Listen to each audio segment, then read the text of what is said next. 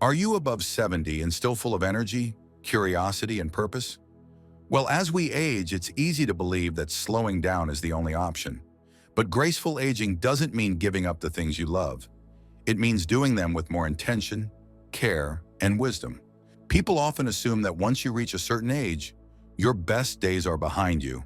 That couldn't be further from the truth.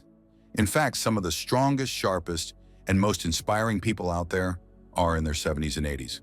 Now, what if I tell you that if you still do these 10 things regularly, you're not just staying active, you're simply doing something most people your age don't. Yes, you're part of a very rare group, a group that continues to grow, learn, connect, and live fully every day. So what are those 10 things that set you apart from the rest? And how exactly do they help your body, mind, and overall quality of life? Stay tuned, because by the end of this list, you'll not only see why you're one of a kind, you'll also feel proud of everything you're still capable of.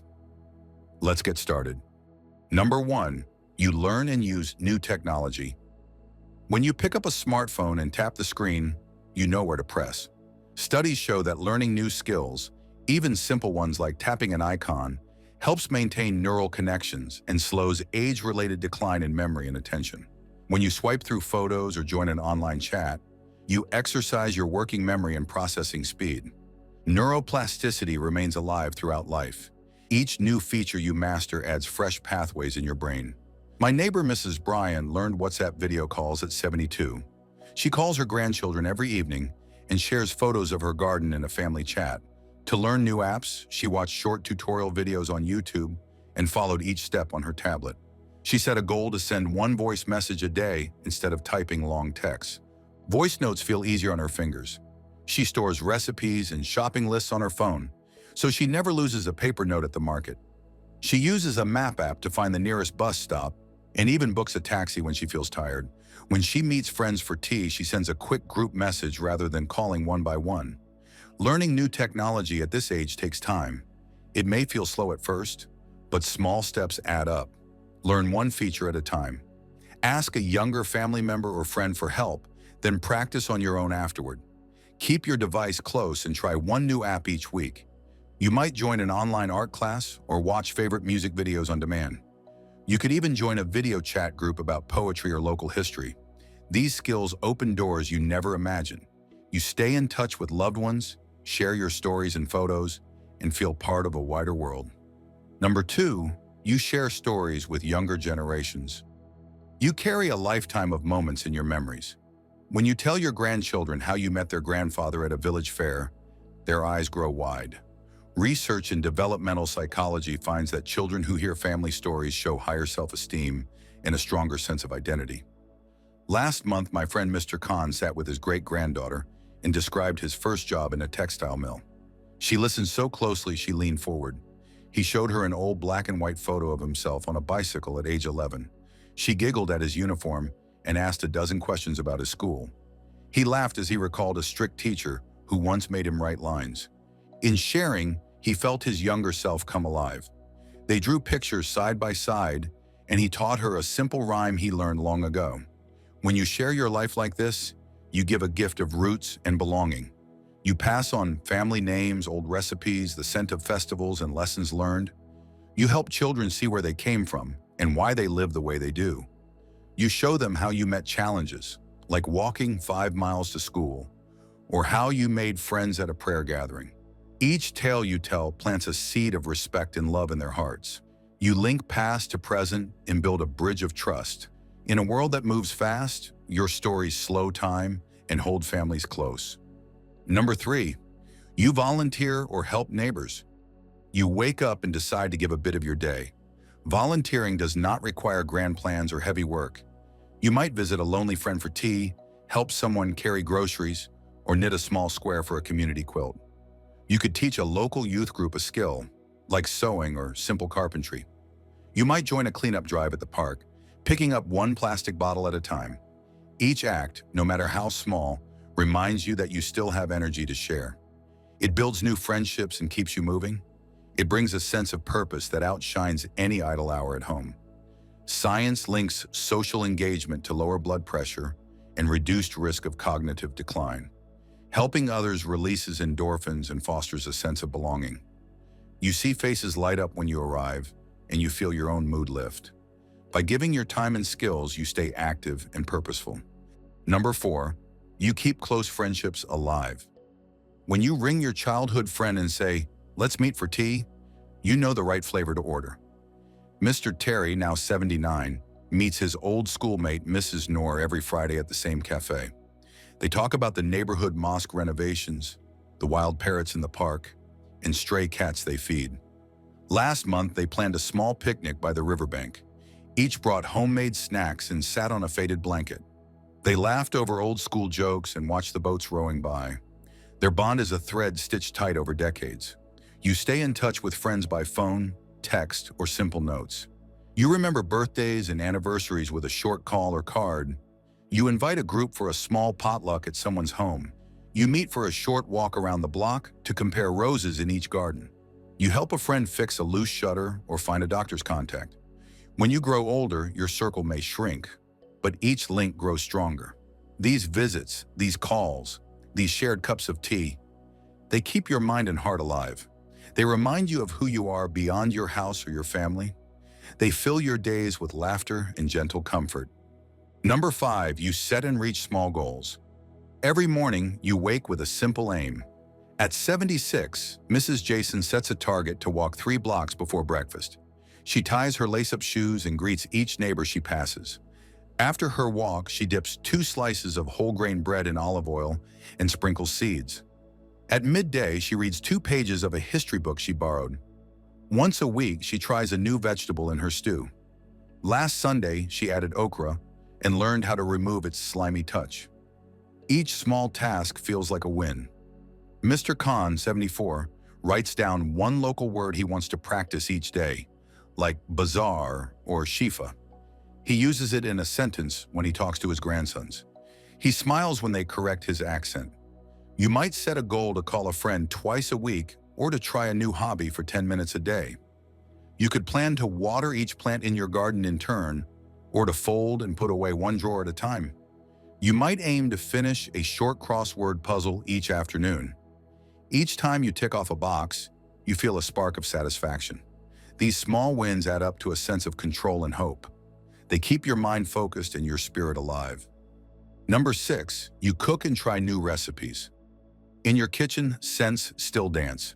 Mrs. Roberts, 77, tried a simple stir-fry last week. She chopped carrots, beans, and onions, then tossed them in a small splash of oil and soy sauce. Her children rushed home to taste the surprise meal. They asked for the recipe and complimented her on the crisp veggies. She told them she learned it from a cooking video on her tablet. She still rolls out dough for chapati and remembers the feel of the rolling pin under her hands. She experiments with a pinch of turmeric here or a handful of fresh cilantro there. When she cooks, she hums an old song and stirs in stories of her mother's kitchen. She sets the table with a bright cloth and simple bowls. You might bake a small loaf of wholemeal bread or try a fruit salad with yogurt and honey. You could steam fish with ginger and garlic. You might blend a fresh green smoothie with spinach, banana, and yogurt. You taste, you adjust, you share. You invite a neighbor who lives alone and bring her a small plate of sweets. In cooking, you find joy in creation and connection.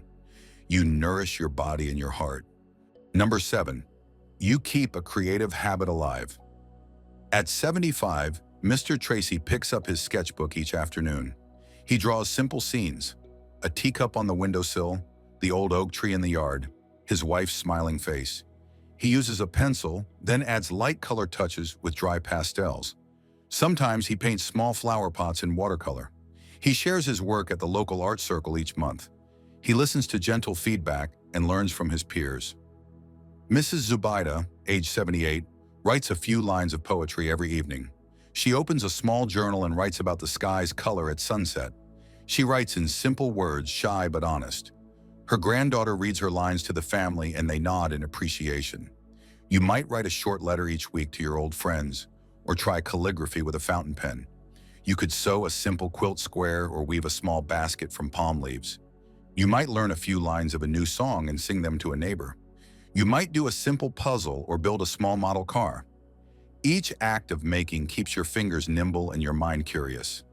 It gives you a sense of pride in something you created. It brings fresh meaning to your days. Number 8, you travel or take short trips. When you pack a small bag and head out the door, you embrace adventure. Last month, Mrs. Peter, who is 79, took a day trip to the small village where she grew up. She sat by the old well where she once played, and she noticed the reeds by the water. She walked up the dusty lane that led to her childhood home, now a quiet ruin. She felt nostalgia wash over her. She bought fresh mangoes from a roadside stall and savored the sweet juice. She waved to neighbors who still remembered her name. On the bus back, she shared her story with a young student who asked about the old well. He scribbled notes and promised to visit again. You might plan a short drive to a nearby town to see a weekly market. You could join a small group tour to a temple or shrine. You might walk a nature trail in the park or visit a local museum on a quiet weekday.